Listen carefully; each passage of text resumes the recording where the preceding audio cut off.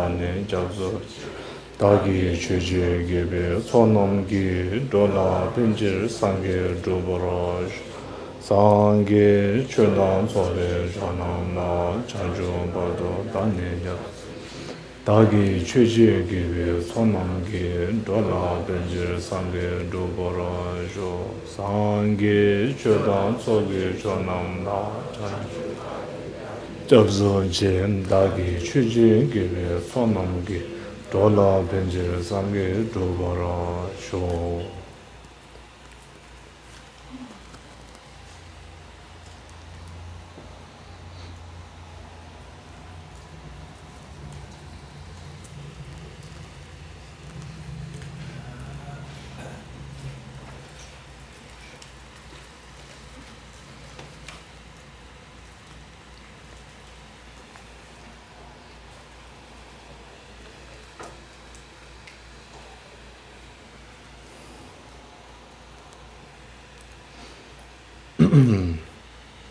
So, good evening.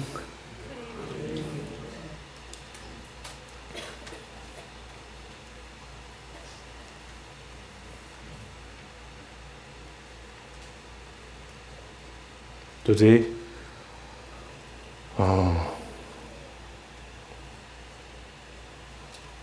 will try to speak about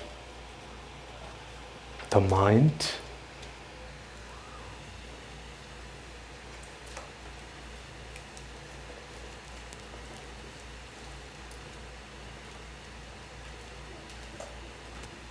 We all have minds, but then we know so little about it.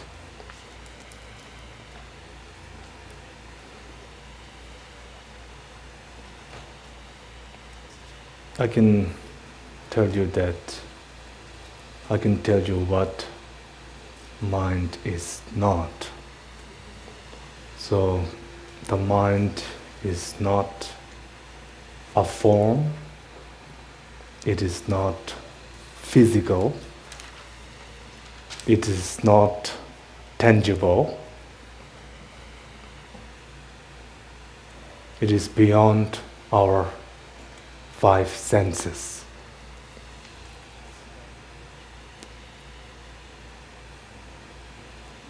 But without it, there won't be any senses at all.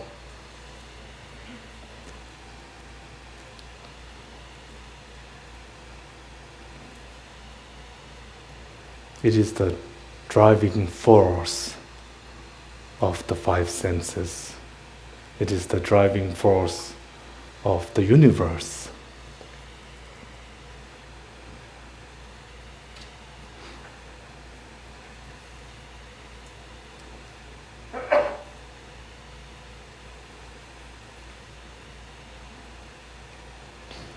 When it comes to terms, of course, we have mind and mental factors. But I won't try to be too technical, but rather I will try to use the term mind in a more relaxed way, so that we can also include the mental factors as well as all the other consciousnesses when I say mind. Yeah?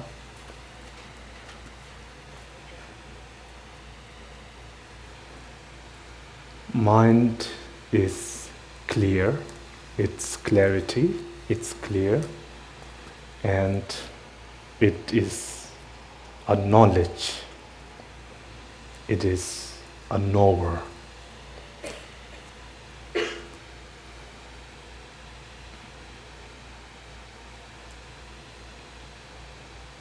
It's clear in the way that it is not a form. It is clear in the way that it is not a solid object.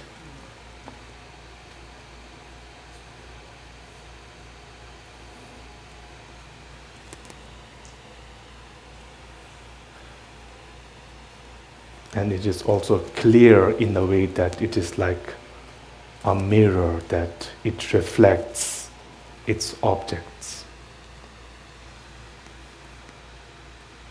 And it is clear in its ultimate nature.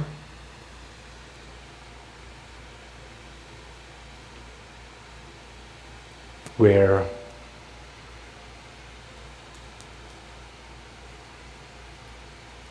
temporary emotions or mental factors or afflictions can accompany it, but they never become its true nature. So it is clear in that sense that its ultimate nature is clear.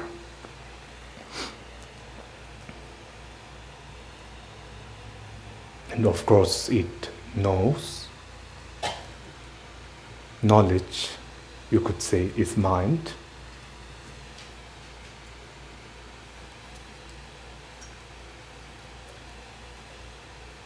It is an activity.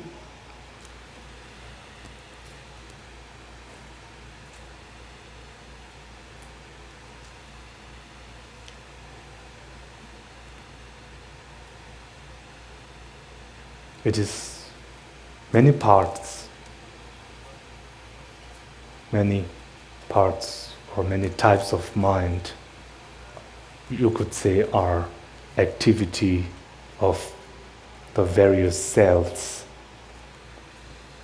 of the brain. They are activities of the brain and the brain cells.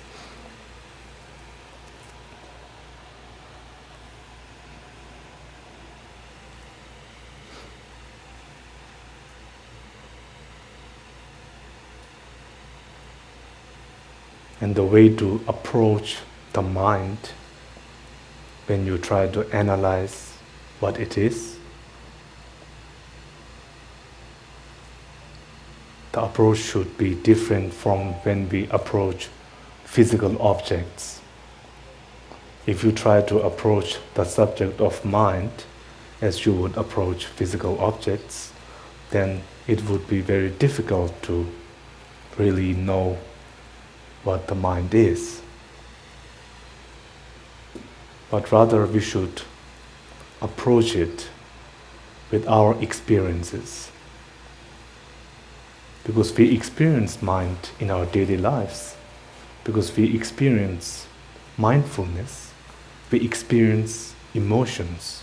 All those are part of the mind.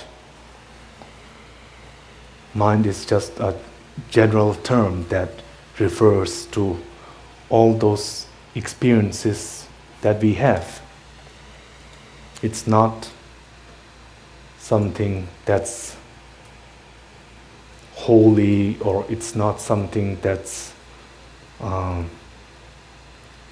really subtle, that is something distinct from all those various experiences that we have in our daily lives.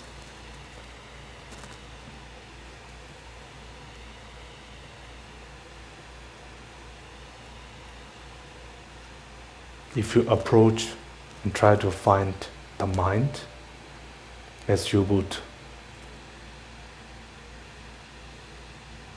approaching physical objects, if you try to use, tools, analyzers, very complicated machines that you would use to analyze things in the physical realm, then it would be very difficult to come to a definite conclusion. You won't find the mind that way. You need to get rid of all those tools. Yeah? You need to get rid of all those other fabrications.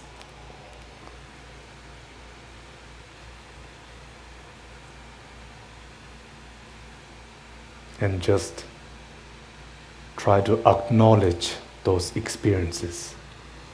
Just try to accept those experiences as you experience them.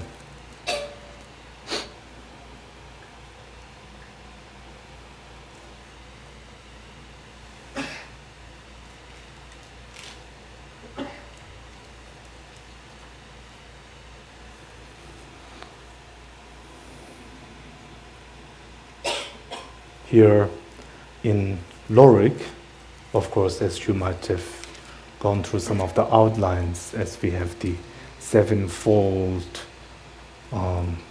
types of awareness, and then the threefold, and then the various different types of categorizing in twos, the twofold types.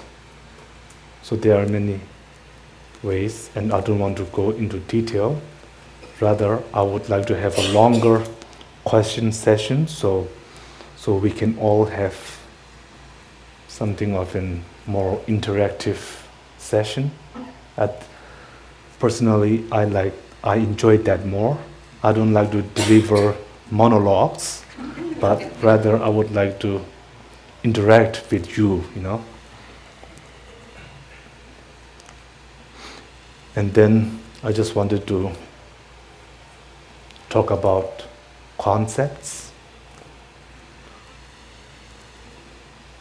There are some terms used in many of the books. There's one term, meaning generality. Does anyone have an idea what that means? Meaning generality. The word sounds very difficult, Meaning generality. I think it is a literal translation of the Tibetan word. Therefore, it makes it a little complicated. It makes it sound complicated. In essence, when we say meaning generality, we're referring to simply the mental image. So when we close our eyes and try to think, if you were to sort of try to think of your house right now, of the objects in your room, some pictures come up, right? Now those are mental images. Those are meaning generalities. I don't know if that would make any sense.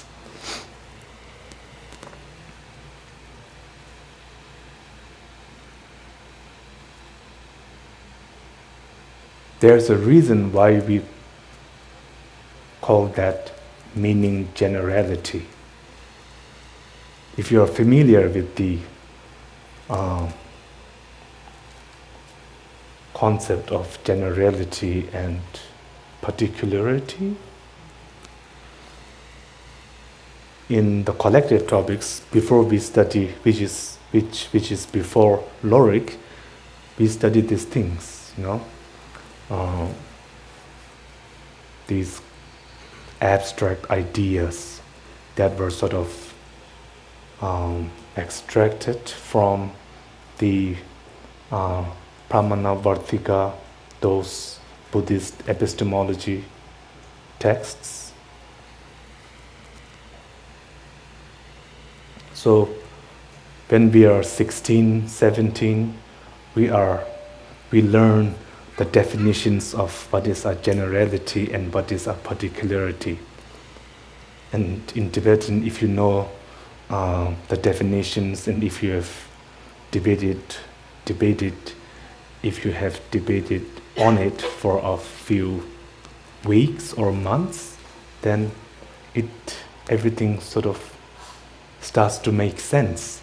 Everything falls together. It sounds very simple, right?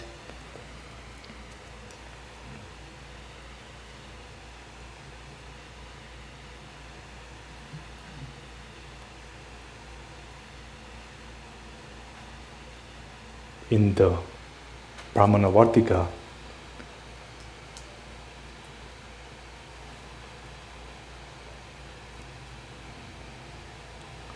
so to the conceptual thought, let us say, the conceptual thought of a table.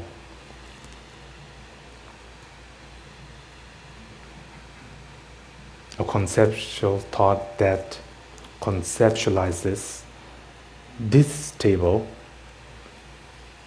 this particular table, being a table. This is an example. In the view of that conceptual thought, this particular table appears as a table, right? To that conceptual thought, it cannot differentiate between this particular table and the general table. To that conceptual thought, both this particular and the general table appear as one. So, the mental image of that conceptual thought is called a meaning generality, because to this mind, this particular table appears as the appearance of the general table. I don't know if that would make sense in how I put it, but it's somewhere along those lines. In Tibetan, it sounds a whole lot nicer.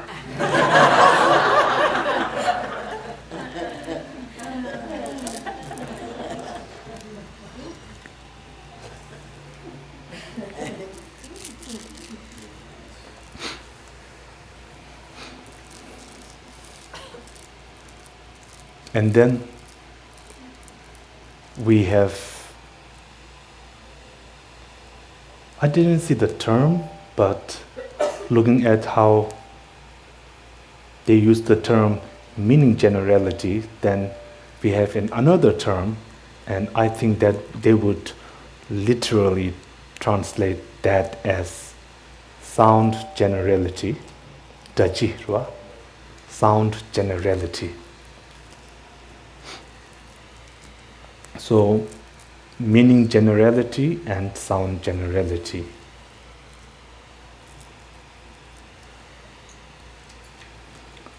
Conceptual thoughts, one way of categorizing them is that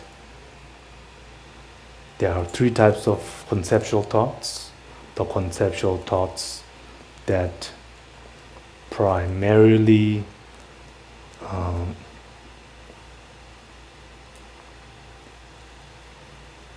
perceives the sound generality, the conceptual thoughts that perceives sound generality and meaning generality as one, as inseparable, and conceptual thoughts that primarily perceives meaning generality. Three types of conceptual thoughts.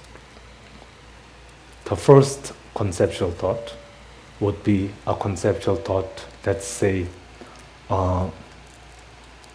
if you were to say a table to someone who has never seen a table, then the moment you utter the word table, the person would have a thought, right? So the mental picture of that conceptual thought would be the sound generality, and a person who has seen a table and knows that it should be labeled as such, if the person's concept of a table would be would be the second type of conceptual thoughts, which would perceive the sound generality of the table and the meaning generality of the table as inseparable. And for most of our thoughts, most of our conceptual thoughts fall in this category. To our conceptual thoughts, they cannot separate the sound or the meaning. No?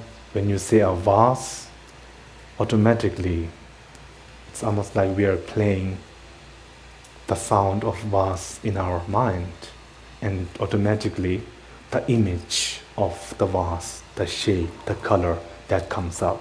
So meaning generality and sound generality, they appear as inseparable. In the third type of conceptual thoughts, then one example of that is the first instance of the path of preparation. When a person has gone from the path of when a person transitions from the path of accumulation to the path of preparation, the first instance of the acquired path is still a conceptual thought, is still a concept, but it does not rely on perceiving sound generality. Rather, it primarily observes the meaning generality. So this is like the third type of conceptual thought. So within those three types, you could say that they are like, the first is maybe perhaps lower, could be considered lower in the sense that it cannot apprehend the meaning of the object, as it only can apprehend or perceive just primarily the sound. And then the second one, because both of them appears as one, then is the middling, maybe in the middle tier. And then the third, because it does not rely on that sound image, therefore it's considered more higher, and also in the sense that it is nearer to direct perception, you know. It seems that there is an order that first you hear and then you see the meaning, but you still cannot differentiate between what you hear and what you see.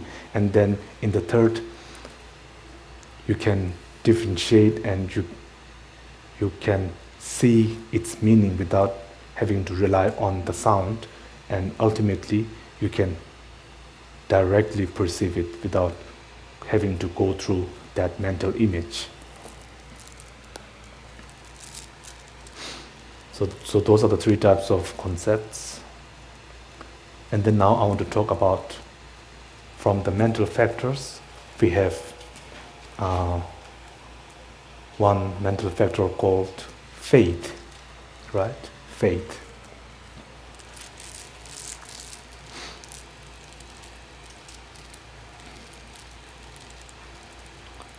Faith, the English term faith, I think can sometimes be misleading.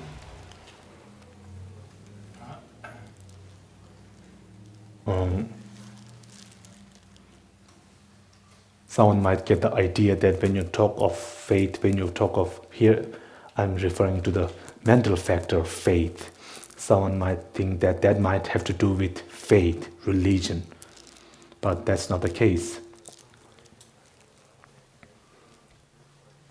Any virtuous thoughts would have faith as one of the factors. Now this is according, of course, from the Abhidharma point of view, Vasubandhu's Abhidharma. And there are three types of faith. I don't really know the English terms. I haven't come across those English terms. But to my understanding, the first, I think, could be a faith. I won't try to come up with the terms, but rather I want to try to use more of the attributes. So the first type of faith would be a faith that sort of clears away negative thoughts. So that would be when one sees one's guru or sees a holy image, then in that moment negative thoughts do not arise. So as a result of that faith, that primarily sort of clears your mind, right? Clears away the negative thoughts. That is the first type of faith. And then the second type is the faith that believes, you could say. So believing in the validity of the three jewels, or believing in the Four Noble Truths, so forth. And then the third is the faith that aspires, a faith that aspires its object, aspires to become its object, right?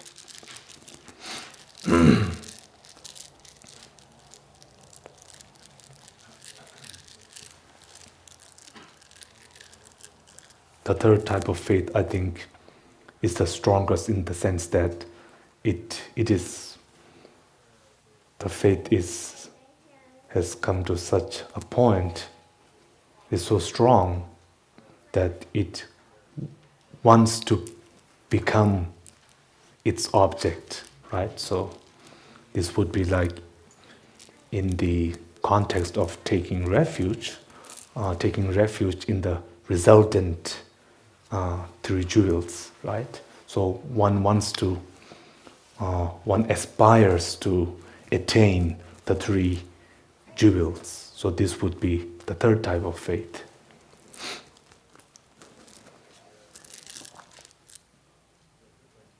Okay, so now I will stop, and we have about an hour of interaction. So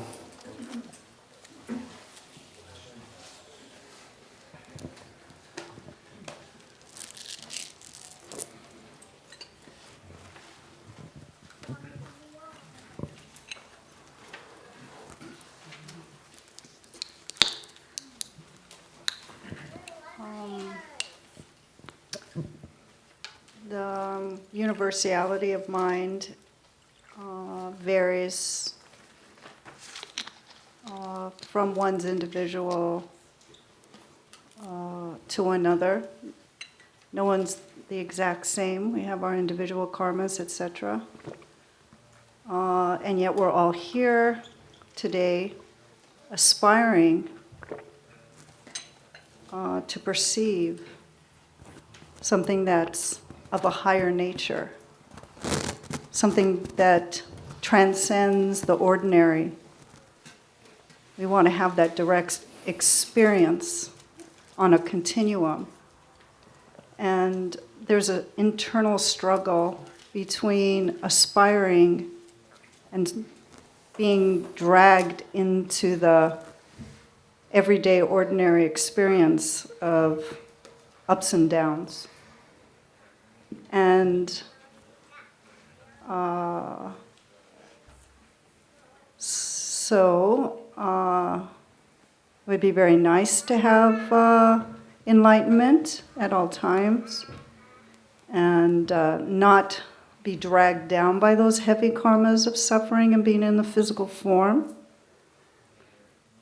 And at this point, I understand we're in the purification process, but sometimes I'm impatient and I want refuge in the divine and have that consciousness be on a continuum.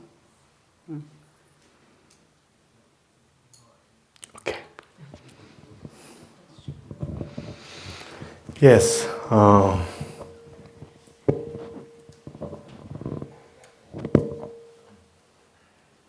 Yeah.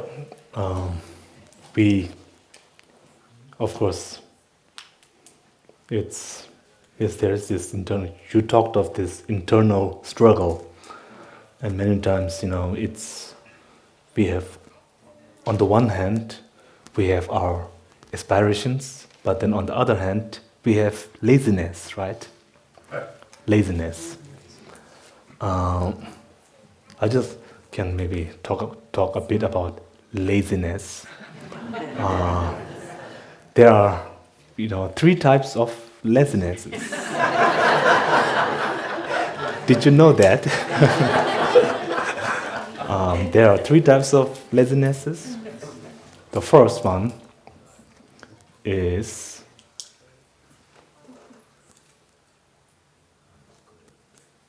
again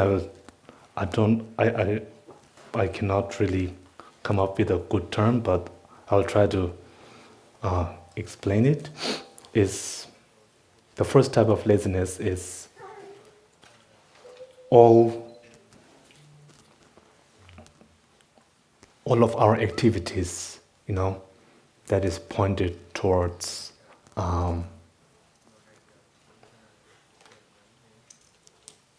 inconsequential activities, So all our inconsequential activities would be the first type of laziness.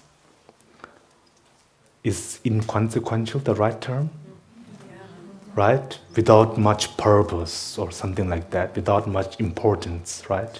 So all our inconsequential activities would be this first type of laziness. And the second type of laziness is the laziness that we would normally associate as being laziness. So just sort of like postponing, if we have to do something important, something meaningful, then postponing that, coming up with excuses, and that is the second type. And then the third type is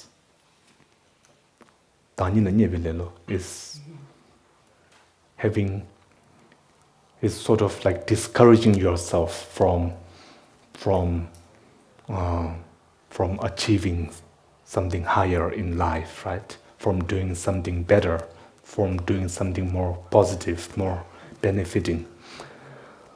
So this is, in a way, a sense of low self-esteem, sort of saying, I don't have the power to do this, I don't have the capacity, I am not smart enough.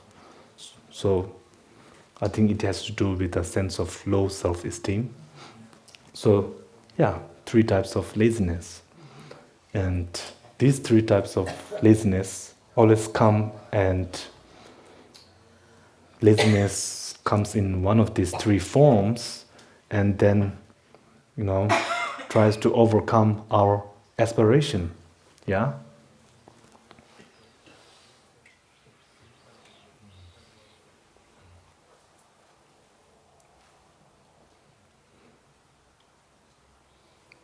That is one way of putting it, actually. In a way, that is one way of putting it. But then, laziness is again a facet of the mind. It is not something that is separate from it. So, it's not as if laziness comes from somewhere and then overcomes our aspiration and then it wins that battle, It's not like that, of course. It's really us, it's really our mind, it's really we are coming up with those excuses, right? So even though we have many different mental factors, I don't think that we should view those mental factors as something that's very separate from the mind, We should not really separate them, but rather they are what the mind is thinking, or whether they are just the shape that our mind has sort of taken on for the time being. So it should not be something like, because laziness came from nowhere, therefore I'm losing my aspiration. Right? We should not use that approach.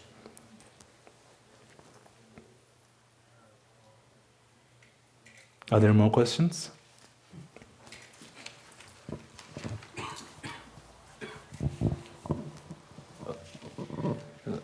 When you were talking about mind, I wanted to ask, Zen masters will have questions where they ask yourself, what is mind? Who am I? Or who am I before I was born? These types of questions. I know in the Lamrim teachings, they will ask, what is the object of negation? Do you believe these two types of processes are equivalent or similar?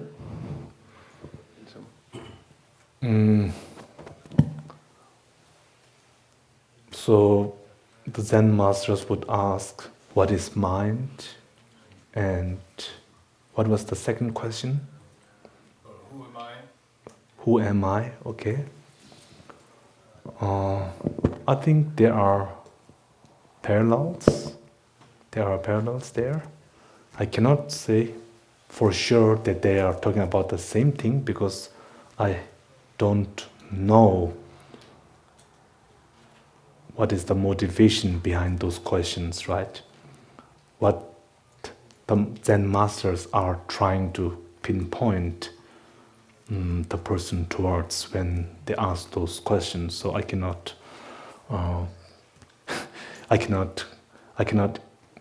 evaluate them. But just from listening, just from hearing those questions like, who am I think this is not exactly the same thing as talking about the object of negation, but rather I think the meaning of the question, the purpose of the question is to provoke the person into analyzing what the I is, or analyzing what the mind is. So it's a thought-provoking question, right? And it may of course lead to the question of what is the object of negation, or even emptiness after that. But just from the viewpoint of the question, or just from how those questions are paraphrased, I don't think they're exactly the same thing. I don't think they're exactly the same thing. But of course, the purpose or the point, the result, I think they're the same. It all leads to knowing the ultimate nature of the mind. The nature of the mind, yes. I heard, there are many different traditions. Obviously there are different traditions of Buddhism, and one particular tradition would emphasize on meditating on the mind and would encourage its adherents not to think too much, and just to try to let go of those thoughts and try to stop the thought process. There's of course that technique.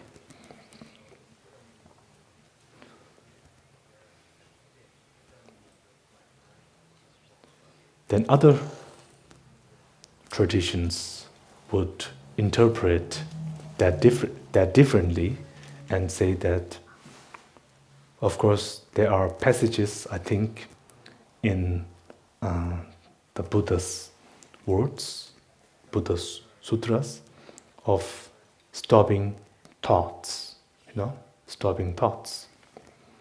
And these other traditions would interpret that as that when one thinks about emptiness, then you should let go of other thoughts. You should let go of conventional thoughts and try to have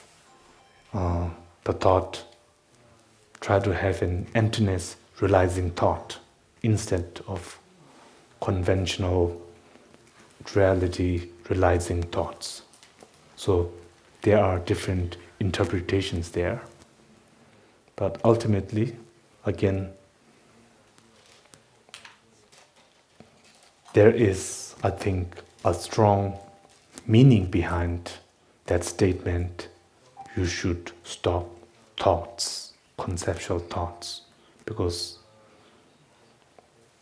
if the only way to attain liberation is by directly perceiving shunyata, then of course you have to go beyond thoughts, right? So in that statement, just as it might seem very contradictory in how these different traditions try to interpret that profound teaching of the Buddha,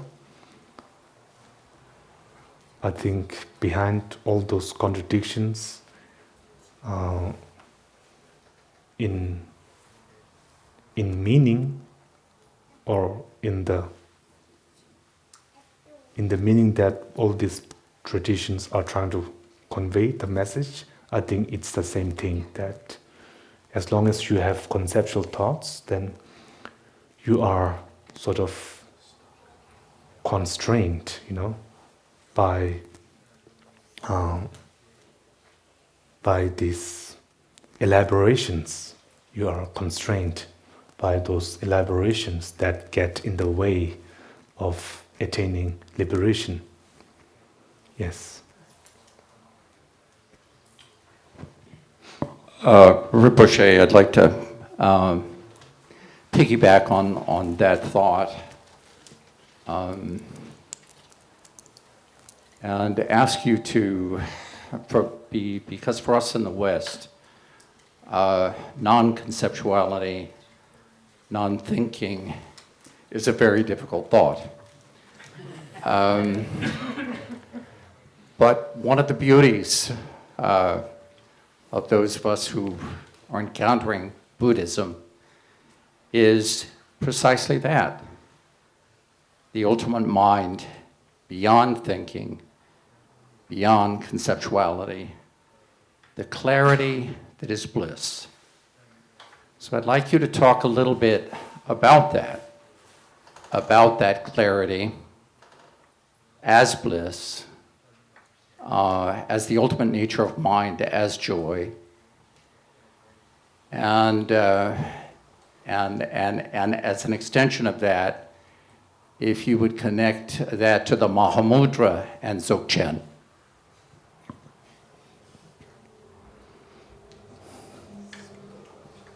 That's heavy.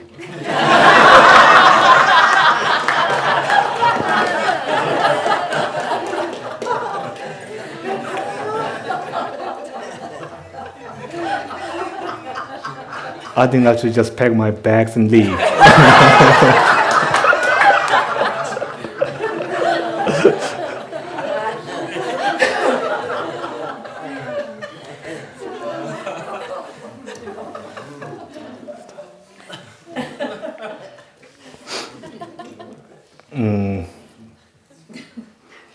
This idea of non-conceptual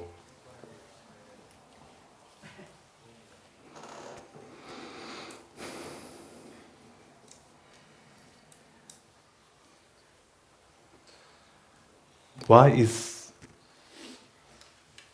an understanding, a perception of emptiness that is non-conceptual so important? Why is that?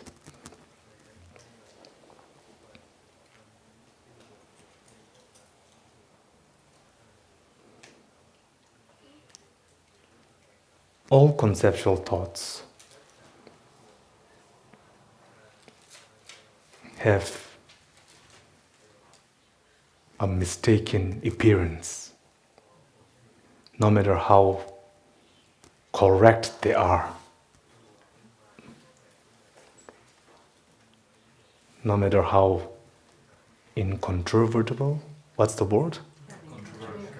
Incontrovertible they are, nevertheless they're still mistaken. We would use the word mistaken. They are still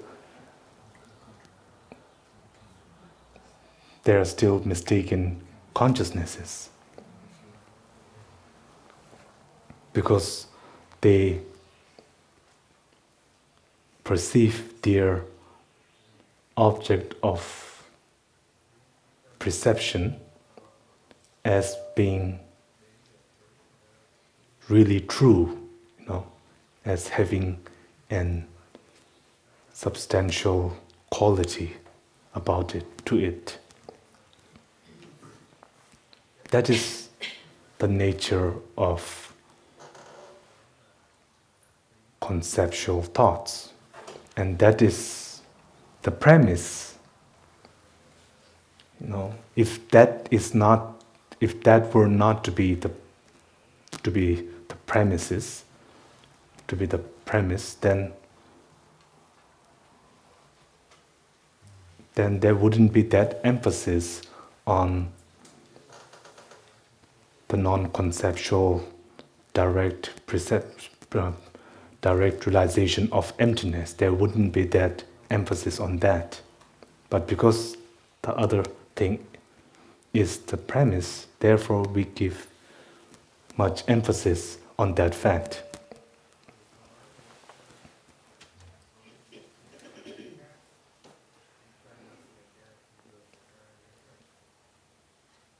You might think, because all conceptual thoughts are mistaken consciousnesses, then all non-conceptual thoughts might be unmistaken consciousnesses, right? But that's not the case either.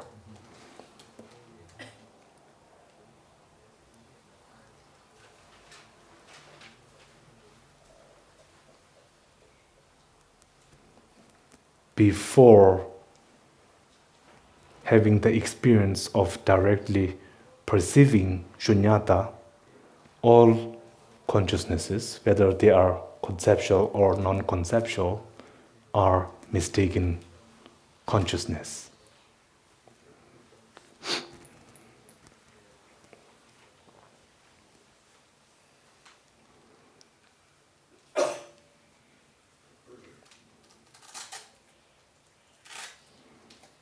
The mind that ultimately overcomes avidya, ignorance, cannot be influenced by avidya. It has to be untainted by ignorance. If it is a byproduct, if it is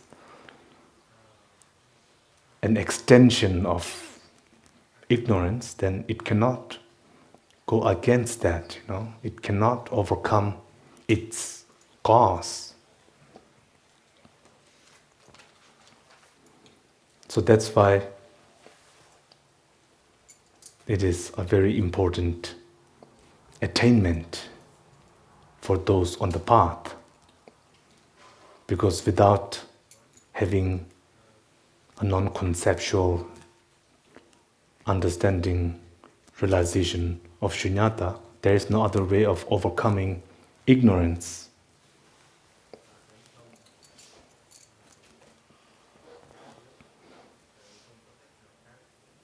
Only the wisdom that directly realizes shunyata is untainted. All other consciousnesses prior Buddhahood would be considered tainted by either ignorance or by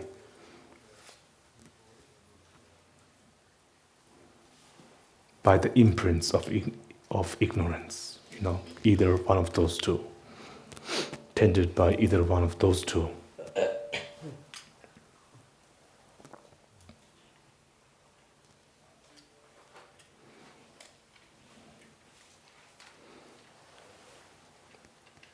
With your second part, with your second question,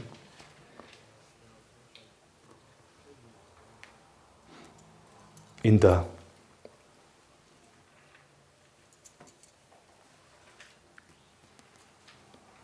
Sharvaka Yana or the Pratitya Buddha Yana or the Mahayana, and when I say Mahayana, I'm primarily referring to the Paramita Yana, then the object of meditation is the same. Shunyata is the main object of meditation. It is by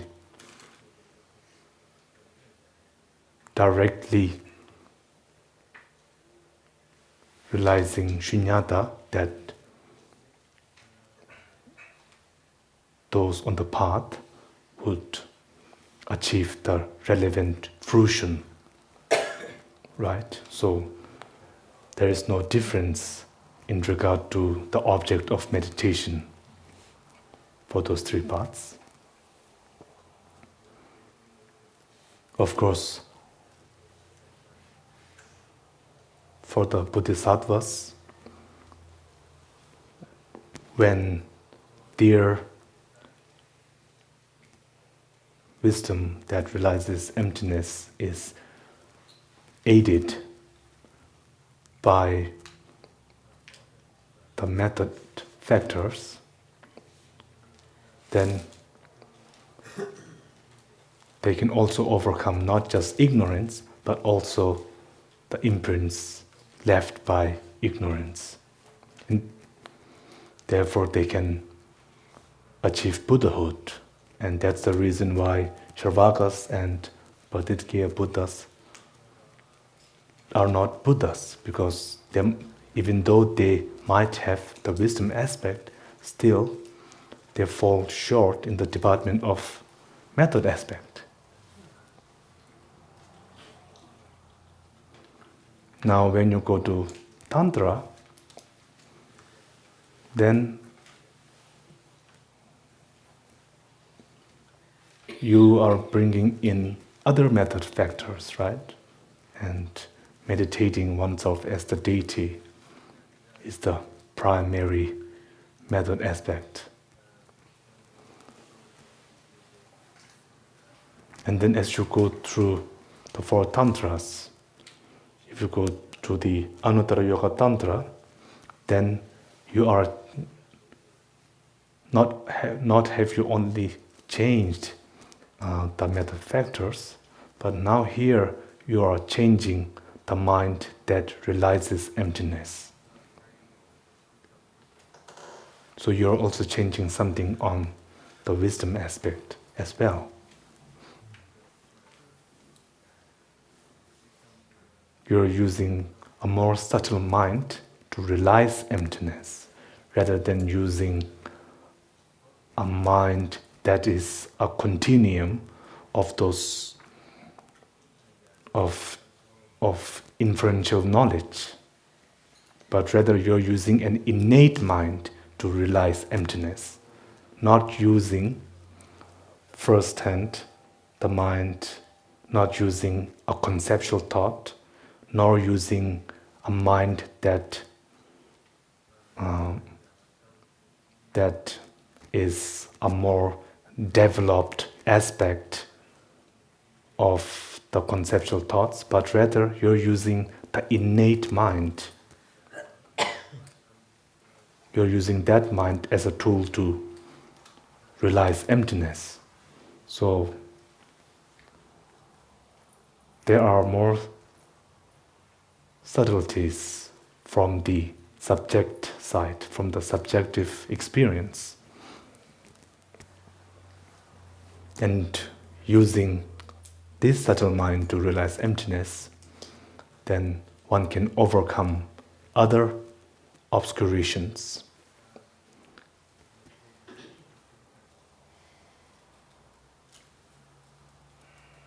And according to the highest tantra, another yoga tantra, then without using the innate mind as the tool to realize emptiness, then even if you have the right wisdom, even if you have the right method factor, still your wisdom factor is not complete. So therefore you cannot achieve full enlightenment, right?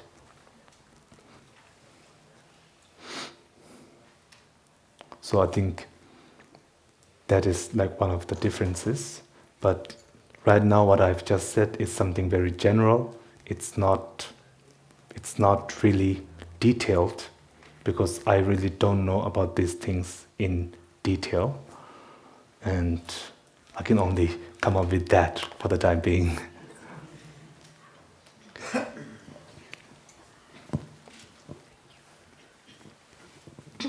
Rinpoche, going back to the second type of conceptual thought, Okay.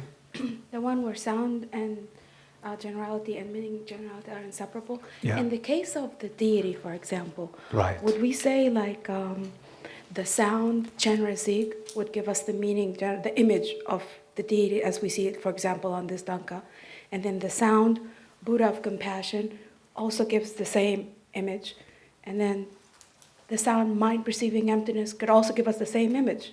Can we say that? Because as we're meditating on the deity, we're thinking about all these things. So we say Chenrezig, we say Buddha of compassion, these sounds, Buddha of compassion, give us the same image. Also mind perceiving emptiness, same image. So is that possible? Have all these sound generalities and one meaning generality showing up to the mind? Yes, I think it's possible. Yes, it's possible. So your question is that, like, whether we use the term Chenrezig or the Buddha of compassion or the mind of realizing emptiness, irrespective of the fact that we use those different terms, can we still have the same image of the deity is going to come up to the mind, will appear to the mind in our meditation? It will, yes, yes. But we might have a problem there, if you say it like that. Because, like, in this structure, then it's when we say a table, the concept that conceptualizes a table sees the image of the table and not the image of, let's say, a glass, right? Yeah. But if you ask someone, when I say table, try to visualize a glass, right? This could be like, there could be a situation, and if you then give the person that instruction and then say table, and then the person could think of a glass, right? So in this case, what you're saying is a bit like this, that in a particular case, we could be instructed to think of the mind that realizes emptiness as taking the appearance of Chenrezig. We could be instructed to meditate in that way. But that doesn't mean that the mind that conceptualizes Chenrezig need to have the image of the wisdom realizing emptiness. Oh, okay. Yeah. Right? Yeah. So there are some differences like that. Yeah. And still, I wouldn't say that just as the mental image of a glass is not the mental image of a table, likewise the mental image of the wisdom realizing emptiness is not a mental image of Chenrezig. Yes. Yeah. Okay, I got that. Okay. Moving forward, so we have, if we think about, we have, in our case, a lot of sound generalities, and we have one deity to work with. Let's just go with that for now. Okay. Let's just say the instruction is about this particular deity. Okay. And then we said that at some point, when we get to the third meaning generality, we don't need the sound generalities anymore. The deity just appears at that point. Is that what we're saying? Without any sound generalities. Mm-hmm. Yes. Yes. Now, at this point, though, yesterday we talked about when we realize emptiness, that image starts to fade or get less clear, and then the direct appearance of emptiness starts to appear. Yes. So, is Starts the to appear. Or If you're talking of the transition from conceptual thoughts to direct perception, then of course when you go through that transition, the image of direct perception does not appear. You directly start to perceive emptiness. yes. The image, it's not that the direct perception becomes more clear, it appears more clear. That is not how it works. But of course, when we were doing yesterday, we were of course visualizing, right? We were not going through the actual transition. Yeah, so we have to differentiate that. Yeah. That many of our visualization, it's pure imagination, you could say. Yeah, because I've had this question that I was saying, try now with the sound deity, try to visualize the tone of the mantra. And then someone asked, how do you visualize sound? Sound is something we hear. How do you visualize that? Right? So visualize, right? And then someone from the audience suggested to use the term audiolize. Right, audiolize. So again, if someone says like that, then you could ask, what is the alternative? Then they might say imagine, but then again you have image, right? Image again has to do with visual things. So imagine, visualize, we can use any term, but it's about trying to come up with a mental picture. It's trying to have a representation, right? So as we're going through that, through the path of preparation, and the mental image we said is getting less clear, then after that nothing appears? Or can we say the deity appears directly? I don't know. Okay, so here, regarding the path of preparation, the 4 different levels of path of preparation, it does not have to do with the deity, it has to do with shunyata, right? Shunyata. And again, that does not involve sadhana at all. I don't think so, because with the five parts, it's I mean,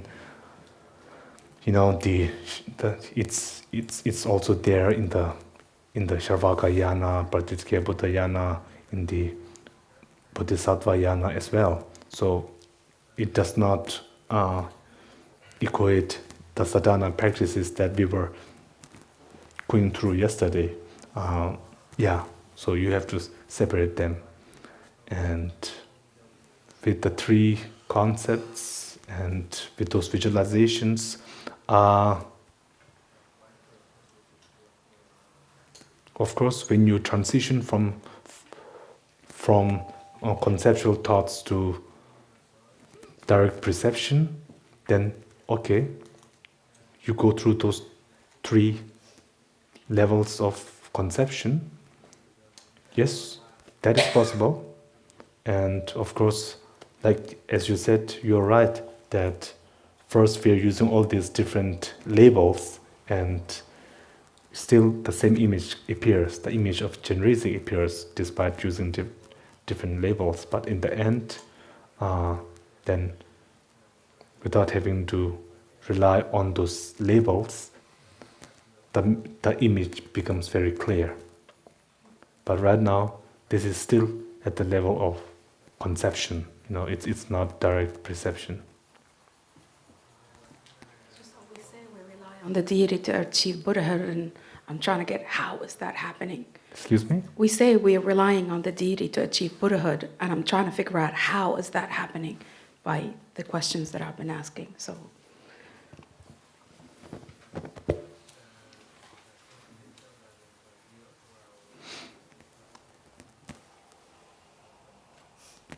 Of course, like with our practice, no, I mean, like with the things that I said yesterday, it was primarily just the yoga with science. So in the yoga with science, we don't really emphasize emptiness that much, but rather we try to observe, the deity, the moon disk, the mantras, and those various symbols and so forth. And it is in the yogas without science where we try to then concentrate all those signs having no ultimate nature, all those signs having no substantial quality to them, right? So that's where the yoga without science start, and then from then on, then it is quite similar to how one transitions from the path of preparation to the path of seeing to the path of meditation, and ultimately to the path of no more meditation is no more learning. Sorry. So then, only from the yoga without science, then those parallels start. But at least in the sadhana, at least in the concentration with repetition and the yoga with science, I don't see any parallels with the 5 paths. Okay, thank you.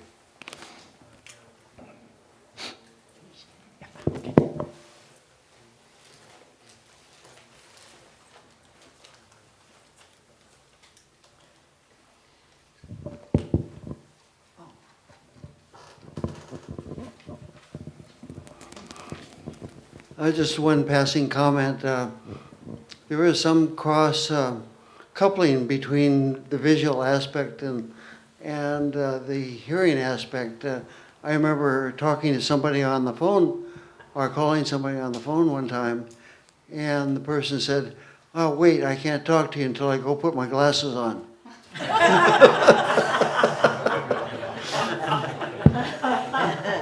So there is a little bit of that. You say that the mind is clear light, and that is totally clear. As that mind that realizes suchness is something we're aspiring to, but for us mere mortals, we still rely on the physical aspect, our bodies, and it's kind of, I perceive it anyway, like a boat that we use to get to the shore that we leave once we achieve enlightenment, and we take advantage of the physical aspects, the plasticity of the mind, and the mind training that allows that change to take place, and of course the chakras, the winds and the drops and so forth all have a physical aspect as well that we take advantage of to achieve that opposite shore. Is that a correct perception, that we still have, we rely on the physical, the body, and the relationship between the body and the mind, but as we reach asymptotically reach that goal, then the body kind of dissolves or becomes more centered around the mind. Is that a correct perception? Yes, yes. I think the body-mind connection, relation, I think is very important. Right now, we cannot rely on the subtle mind. We have to rely on the more grosser mind, which is which which is, I think, more connected with the grosser physical forms. And of course, like with the subtle mind, that is more connected with the corresponding subtle physical form, right? So there's definitely a connection there, and us beginners, we have to make sure that we don't separate or sort of disconnect the connection between the body and consciousness. Yeah. Rinpoche, I wanted a little more clarification about particularity and generality.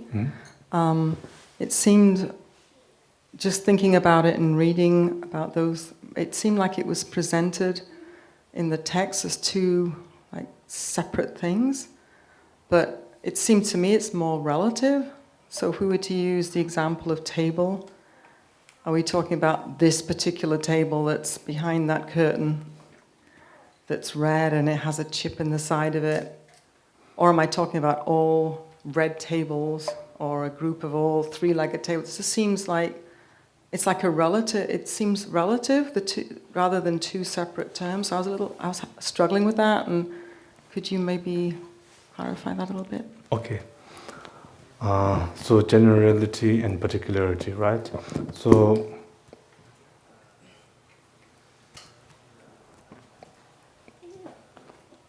do we have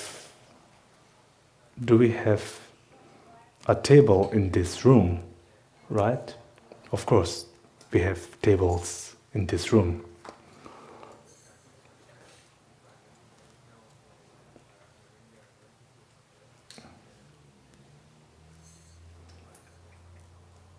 A table is in this room. A table is in the other room. A table is in the building next door. So table is everywhere, right? So that's generality. We are not sort of pointing to a particular table, but it could be anything. But it is nothing. It is none of those tables. Table is not this table, table is not that table, table is not the table in the other room or in the other building. It's none of those tables. But nevertheless, table is in all those places those tables are in. So that is the concept of generality and particularity. And the table, the general table, is not something that is separate from all those tables. Neither is it all those tables. But it is still table nevertheless. So we make this debate. Do you have an ear? Of course, we have an ear, right? Do you have 2 ears? Yes, we have 2 ears. Then do you have an ear? Yes, I have an ear. So is your ear the right ear or the left ear? Yeah? You cannot say it's right? Because the left ear will become angry if you say the ear is the right ear. So same thing with the other ear. So you have 2 ears, but your ear is neither the right ear nor the left ear. So then does that mean you have a 3rd ear? The 3rd ear. So do you have 3 ears? Huh? So we make this small debate, right?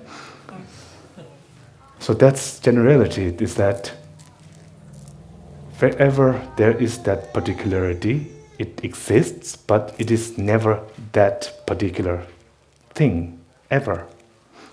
It cannot be. And it's abstract.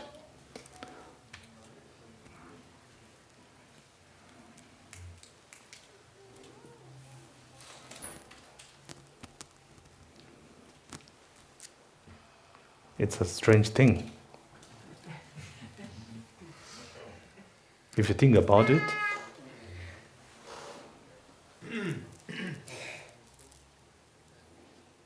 that mode of investigation is the table, this table or that table, right? Is my ear the right ear or the left ear? Like that, those investigation. If you apply that sort of investigation, then you could also apply it to this table, right? So you have this table, right? But is this table yesterday's this table, you could say, or today's table, or day after tomorrow's table? And if you again say it is today's table, then is it the morning's table, or the afternoon table, or the evening table? And you can divide the hours, the minutes, the seconds. It goes on forever.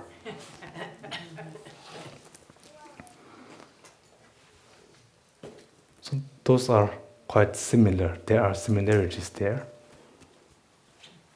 But still, we cannot deny that there is a table, right? We cannot deny that. Even someone might think that approach might be somewhat reductionist. But then all dissections, all forms of dissections are in a way reductionist, you know?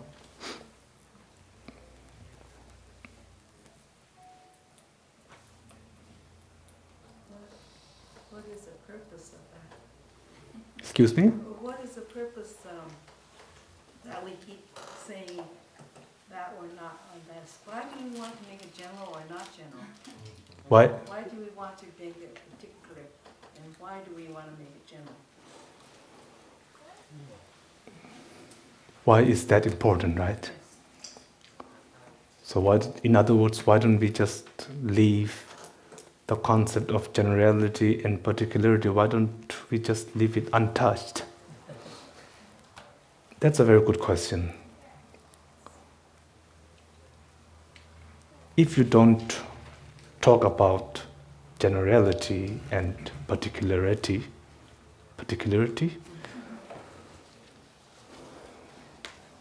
then it might be okay if you don't analyze too much. You know, if you go on about our normal routine, normal life, you know, daily life, doing your job, going to the restaurant, walking on the beach. For that, that's fine. You don't need to think about the subject of generality and particularity, you know. It gets in the way of having fun, you know.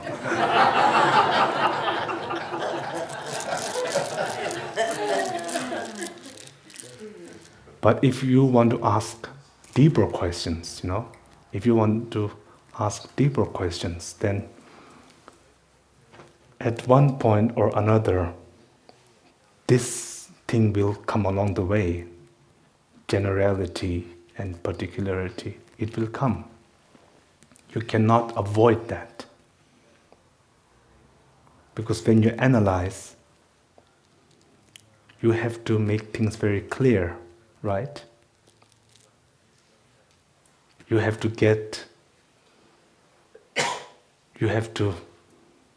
enter the world of abstractness. If you really want to analyze, if you really want to ask deeper questions, there's no way that you can get into the deeper world without going into the world of abstractness, because that's how we differentiate what is deep or not. That if you go and make something abstract, this is what we call it's deeper, right? If you don't step into that world, then it's not deep. So that's I think one reason. And then the other reason for I saw somewhere, I read somewhere, I think it was Socrates.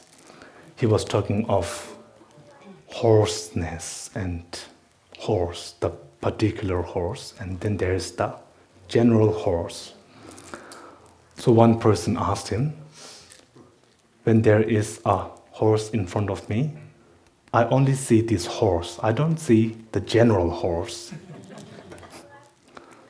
To which Socrates replied, that is because you have eyes but no brains.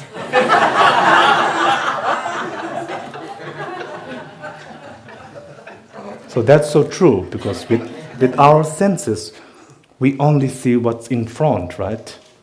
But with our brain, with our conceptual thoughts, we can create a mental image. And generality, we say, are permanent phenomena. Generality are permanent phenomena. The mental image of all conceptual thoughts are not temporary, they are not impermanent, but they are permanent phenomena. And they are abstract. Emptiness, despite its importance, is an abstract thing. It's not something that's tangible, it's not something that's in a way practical for us, but it's really an abstract idea. It's empty. That's right, it's empty.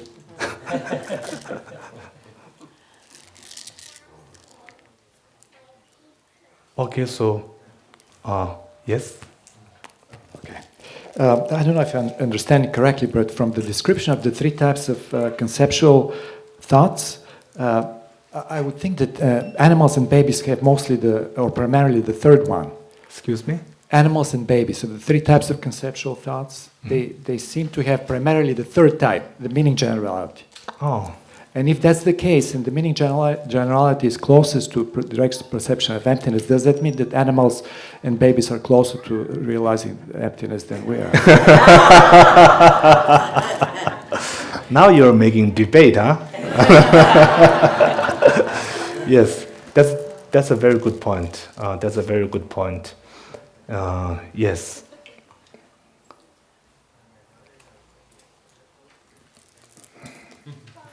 Conceptual thoughts of animals.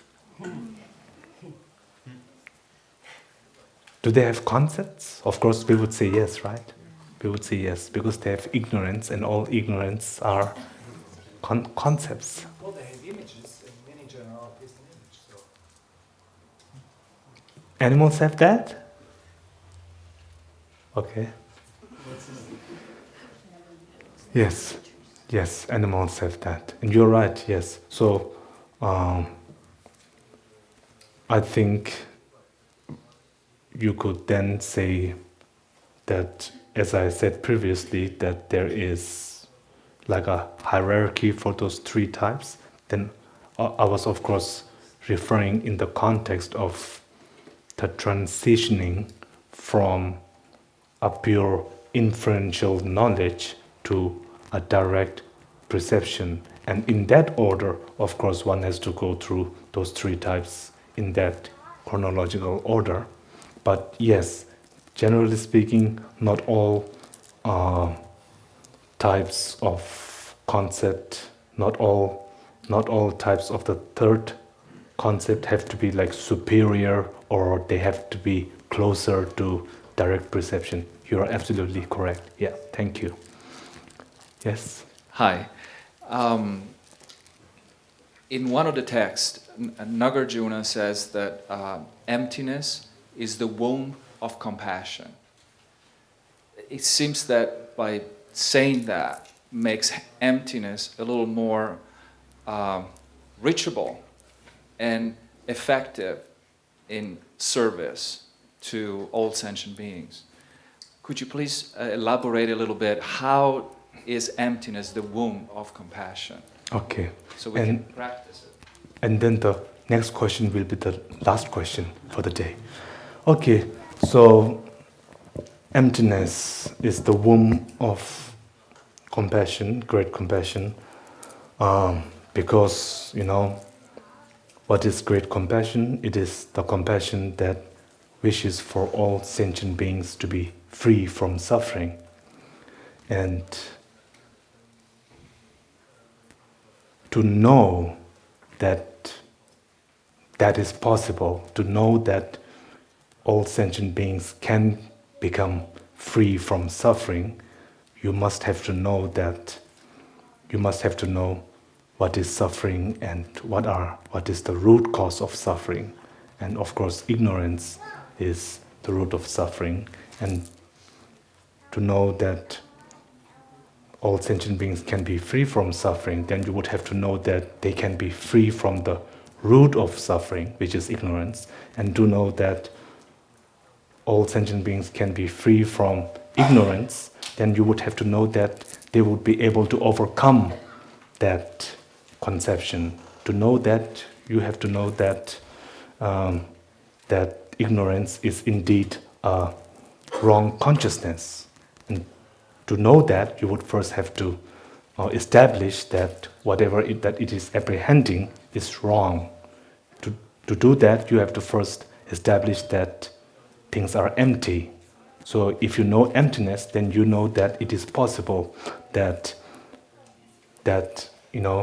by having compassion, that there is a way to free sentient beings from suffering, because the root cause of suffering has no backing from cognizers, that it is not that it is controvertible. That it is controversial. Yeah, it is controversial. It can be contradictory. What's the other word? Controvertible? Yeah, controvertible. Controvertible. That the root cause of suffering is controvertible. Therefore, that's why emptiness is called the womb of compassion, because it gives the person who has compassion hope, that there is a possibility to save others from suffering. And without knowing emptiness, you cannot never really know that there is a possibility to free others from suffering. Yes. Thank you. With the hand gestures yesterday, I remembered that at one time I had an energy teacher tell us that so many of these texts were written for men, that women should do them the opposite. Have you ever seen or heard of that to be true?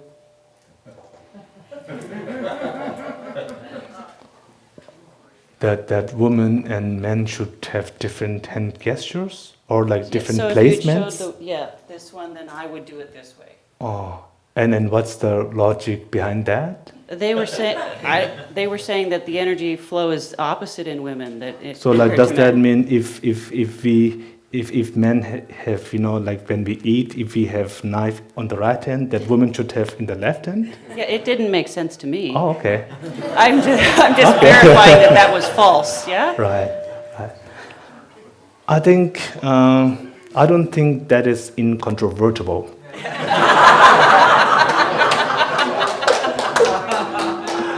Okay, so with that, thank you everyone and good night.